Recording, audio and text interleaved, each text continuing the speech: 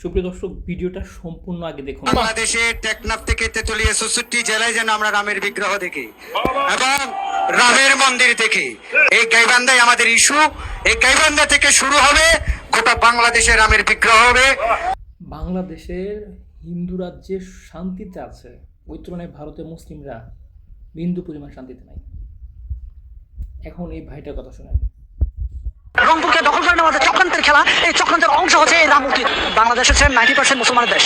এই 90% মুসলমানের দেশে যেভাবে এই মুসলমান ভাইরা আমাদেরকে সহনশীলতা দেখিয়েছে, এই সহনশীলতার মাত্রা মাপার জন্য পৃথিবীতে স্কেল তৈরি হয়নি এখনো।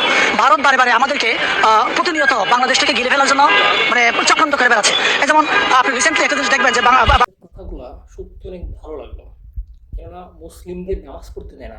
বাংলাদেশে কিন্তু মন্দিরে তো কেউ আক্রমণ করে না, বরঞ্চ মুসলিম ছাত্ররাই মন্দির পাহারা দিয়েছেন, আপনারা দেখেছেন। আর অথচ এই যে বাংলাদেশে অস্থিতিশীল পরিবেশ তৈরি করতে চাচ্ছে কারা, এটা আপনার আমাদের সবারই মাথায় চলে আসছে। এখন কারা চাচ্ছে? রাম মূর্তি মানে হচ্ছে বাংলাদেশকে দখল করে একটা পায়তারা ষড়যন্ত্র করতেছে। তো সকল দেশবিরোধী ষড়যন্ত্র আমরা রুখে দেবো ইনশাল্লাহ। আমাদের এই 95% মুসলিম দেশে দেশবিরোধী ষড়যন্ত্র কোনোটাই টাইম নাই।